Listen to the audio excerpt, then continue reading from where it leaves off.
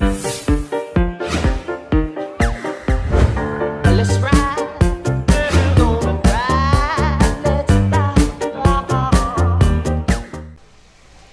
Oi pessoal, a gente vai conversar com o psicólogo e responsável técnico de psicologia da clínica RNA, o Vitor Sena Badaró. Olá Vitor, eu gostaria de saber o que é a terapia ABA, já que você é um especialista nisso, né? Sim. Bom, a análise do comportamento aplicada, ela é uma ciência do estudo do comportamento como um todo. Ela trabalha sob o controle, investiga todas essas características voltadas ao comportamento. Desde um comportamento problema a um desenvolvimento de uma habilidade específica, né? Então, tem aí um histórico longo sobre ela em si. Não sei se vai ser uma das perguntas que você já vai colocar, mas a análise do comportamento aplicada, ela teve origem aí com a psicologia, através do behaviorismo radical de Skinner, disseminando entre as demais disciplinas. Ela não é um método, né? Ela é uma ciência como um todo. Ela liga toda uma filosofia de prática até que isso dissemine para as demais disciplinas, posso colocar assim. Dá para aplicar a terapia ABA em animais? Em tudo que se comporta. E o que é, para a gente falar um pouquinho se dá para fazer com animal, com pessoa e vice-versa, a gente teria que entender um pouquinho o que é o comportamento, né, como um todo. Comportamento, a gente pode destrinchar aqui duas condições. Aqueles que são manifestos e aqueles que não são manifestos. Aqueles que a gente consegue ver, observar e discriminar, e aqueles que a gente não consegue ver e observar. O que a gente não consegue ver e observar? A gente não consegue saber se um pensamento, a gente não consegue observar uma emoção como um todo. Mas como é que a gente pode mensurar isso? De acordo com aquilo que é vinculado a essa emoção. A fala, uma lágrima, aquilo em si. Então, essas duas condições, a gente fala sobre comportamentos manifestos e comportamentos descobertos, né? Vamos assim dizer, ocultos e manifestos. E nesses a gente tem aqueles que são respondentes e aqueles que são condicionados, né, literalmente. Então, normalmente que são respondentes, no resumo, né, literalmente, é que responde algo, é reativo. Entrou em contato com uma situação, há uma reação, vamos assim dizer. Já os condicionados, ele vem de uma história de condicionamento, uma história de contato para se desenvolver. E a gente fraciona aí essa condição em 3 classes, né? O que antecede a ele, a resposta, que é como seria a ação do comportamento, e as consequências que mantêm esse comportamento executando, né? Operando no ambiente. E a terapia ABA, ela é muito, tem uma resposta muito positiva com pessoas com autismo, né? E ela é utilizada também em síndrome de Down? Ela pode ser utilizada com qualquer tipo de diagnóstico em pessoas, né? Isso vai depender muito do foco da intervenção. Por exemplo, se o foco da intervenção em crianças com síndrome de Down é o desenvolvimento de uma habilidade X, pode ser estudado qual é as principais demandas dessa criança e quais são o que mantém ela realizando aquilo e o que impede dela conseguir realizar aquela habilidade. Fazendo estudos disso, a gente consegue fazer um controle deste comportamento, né, através de reforçadores, né, positivos, condicionamento de reforçamento, técnicas relacionadas ao comportamental que vai promover esta habilidade de interesse do comportamento alvo. Em que casos é indicada a terapia ABA? Por exemplo, quando um pai e uma mãe, como eles vão saber que devem procurar um psicólogo e sugerir a terapia ABA? A análise do comportamento aplicada, o ABA, você pode discriminar não, desculpe. Você indica o estudo comportamental quando você identifica que você gostaria de fazer uma manutenção, manipular, controlar, alterar o curso de um comportamento, né? Tudo que você tem aí que você gostaria de até mesmo para manter, não necessariamente alterar. Puta, eu tô tendo aí uma coisa muito legal com meu filho, eu queria que ele mantivesse assim. O que está controlando esse comportamento? O que está mantendo ele assim? Então, toda vez que você identificar a necessidade de manejo de um comportamento, de uma habilidade, pode ser buscado nesse sentido. Agora, se você tem uma demanda mais específica, né, algo que te causa um desconforto, que está te trazendo algum tipo de estresse como um todo, ela pode ser estudada por um especialista da área. E aí, conforme o que for identificado como comportamento-alvo, eles unem, né, essas inscrições e aplica-se um treino individualizado para essa pessoa. Então, as pessoas atípicas, normalmente, eles têm um hiperfoco, né? Então, ele foca numa palavra, num assunto. E como é que você consegue tirar aquilo? Por exemplo, o cara cisma com CD. Eu quero tocar esse CD o dia inteiro. Esse CD, o CD, o CD, o CD. E aí, como é que tira isso? Como é que organiza? Então, teria que ser feita uma análise funcional desse comportamento, que é uma das principais ferramentas da análise comportamental. Eu acredito que a gente coloca aí como uma das ferramentas ouro, né, que identifica a função, a característica, a topografia daquele comportamento. Esse, como por exemplo, a compulsividade, o interesse de fazer daquele jeito, tem que ser assim. Como eu disse, teria que ser feito o que está mantendo ele a desejar esse intuito. Se está relacionado à forma como consequencia aquilo, olha, no final de tudo, depois que eu ouço aquela música, me traz alguma satisfação orgânica, né, respondente, ou me traz algum desconforto que eu quero mexer. É tudo relacionado. Então, por exemplo, se ele ganhou um CD e cuja pessoa que deu o CD, ele gosta muito da pessoa, provavelmente ele vai querer. É por isso que ele talvez queira tanto ouvir aquele CD? Não necessariamente. Então, como eu falei, teria que fazer uma análise bem a fundo daquele contexto, né? Pode ter uma variadas de condições que mantém ele ouvindo aquilo, gostar da música. Isso quando a gente está falando de uma pessoa típica, né? Você está falando? Não, atípica. Uma pessoa atípica. De modo geral, tem várias circunstâncias que pode mantê-lo ali. O gostar, o interesse de um momento específico daquele som, se isolar de uma condição aversiva. Por exemplo, eu poderia estar ouvindo CD em um horário X que eu deveria estar estudando. Literalmente, então enquanto eu estou me ocupando com isso, eu não estou me ocupando com aquilo, né? Tem uma variada possibilidade de justificativa pelo qual esta pessoa está ouvindo aquela música por mais e mais e mais vezes. E na terapia ABA se trabalha com símbolos, né? Como é que funciona? Esses símbolos em si, a gente chama de pistas visuais, né? Pode ser uma das práticas que a gente utiliza nos treinos para auxiliar a criança a desenvolver aquela habilidade gradativamente, usando um esquema, uma forma de modelação, né, de treino. Para ela gravar, como é que é a sequência?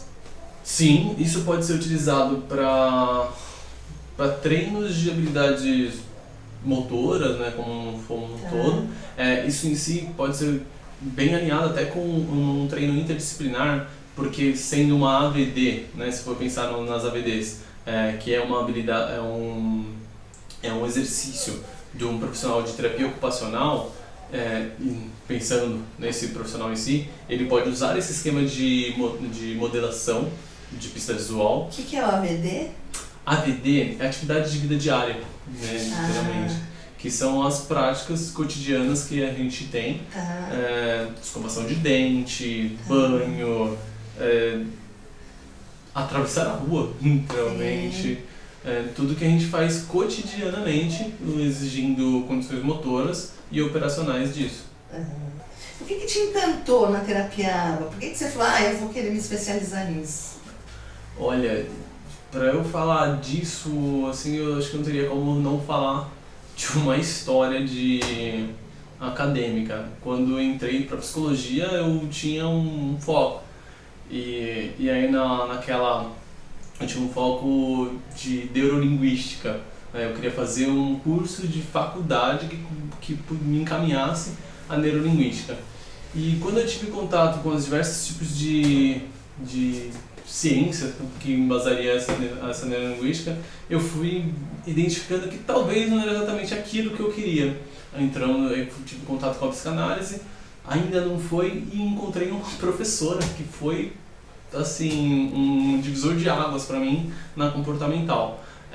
E fui me identificando, utilizando isso para o meu cotidiano, literalmente, cotidiano em atividades do meu dia a dia mesmo, trabalho no hospital, não ainda em operação clínica, né, vamos assim dizer, mas no dia a dia.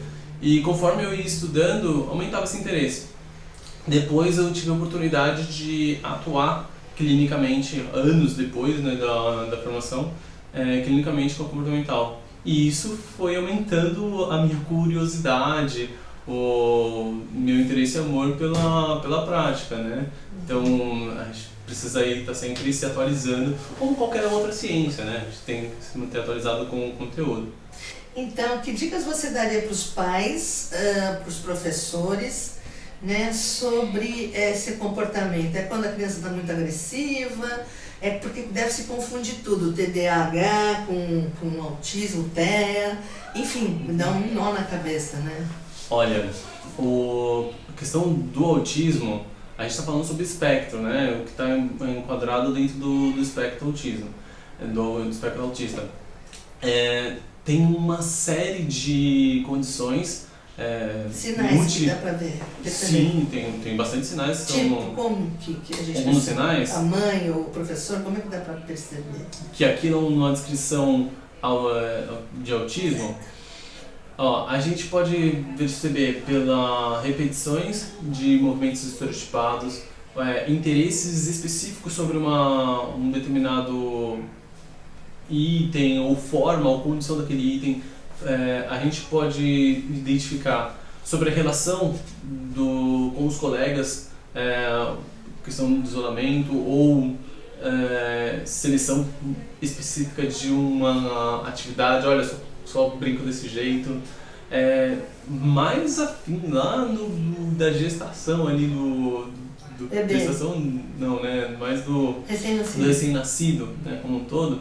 A gente já pode olhar pequenos sinais ali, literalmente, sobre o momento do mamar, né? Que conforme ela vai crescendo, a mãe está sempre lá fazendo o primeiro contato ocular, né, com a criança. Visual, e ali já começa, olha, tô vendo que ele chora bastante, nunca olha pra mãe, nunca reage a um sorriso, ele nunca...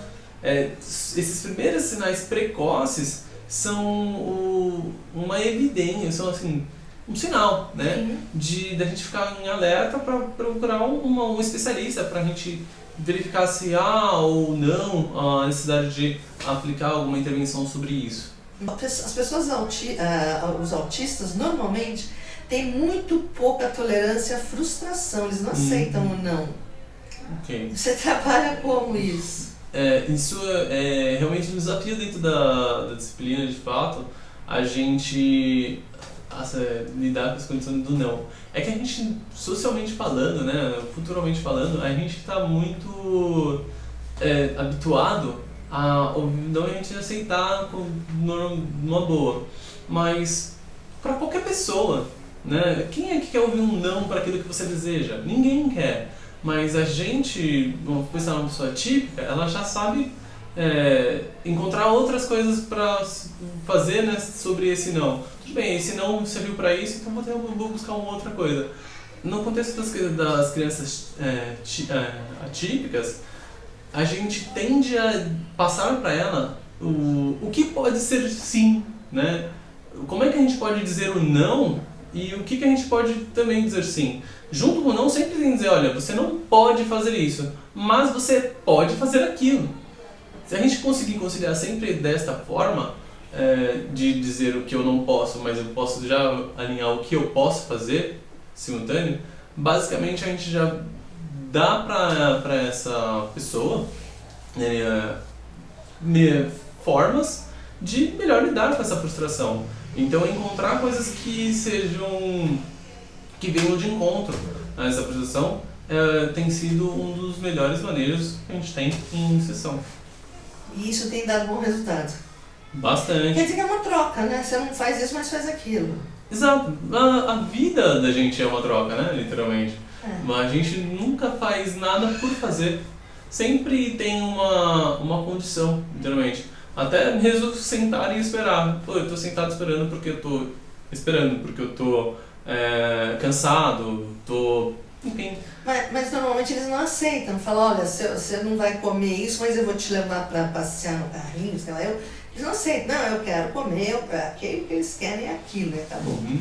Sim, tem bastante situações de olha, vai ter que ser assim. Tá, então o que pode ser alinhado, o que pode ser acordado para ser assim nessa condição, né? A gente, dependendo da situação, olha, se há possibilidade, né, de fazer isso, por que não? Olha, então vamos fazer um pouco desse aqui e depois você faz um pouco desse aqui também, tudo bem? Hoje infelizmente a gente não vai ter como ser desse jeito porque não tem aqui em casa hoje, não tem neste local isso que você está me pedindo. Infelizmente não vai ser possível. Então é para estes momentos, principalmente nesse momento, como não tem jeito, você dá outra coisa que pode ser identificado. E isso, para a gente saber fazer isso, um olhar bem específico individual para cada um deles é essencial, né? Que nem início de sessão a gente sempre faz uma análise de preferência, né? Para identificar quais são os itens que poderiam ser trocados diante de uma condição como essa com a criança, seja um item tangível, seja um item comestível, uma brincadeira, uma fala, né? Um elogio, que seja, que mais tem aí chance de aumentar um comportamento da sua ocorrência, né? Se eu tenho um comportamento adequado, eu quero que a frequência dele se mantenha. Então, o que eu posso fazer? Posso colocar em um reforço arbitrário, né? Que a gente chama de arbitrário, que normalmente não entraria, não é porque arbitrário é porque aparece de repente, né? Vamos assim dizer. É como se... Por exemplo, ele quer comer no McDonald's. Pode ser. Olha, se você fizer isso aqui... Dinheiro, e aí? Não, mas eu quero, eu vou. Eu não tenho dinheiro? Olha, eu não tenho dinheiro para ir no McDonald's, mas eu tenho condição de ir em um outro lugar, eu tenho condição de fazer outra coisa. Eu não tenho nada, eu não tenho financeiramente nenhuma situação. Pô, como é que eu distraio uma fome? Como é que eu distraio um interesse, uma vontade muito grande? Vai de cada circunstância, né? Uma criança que tem um repertório longo o suficiente, uma criança que tem um repertório um pouco mais completo, vamos chamar assim, né? Você poderia argumentar, discutir um pouquinho sobre quais são as coisas que a gente poderia fazer ali para aquilo melhorar.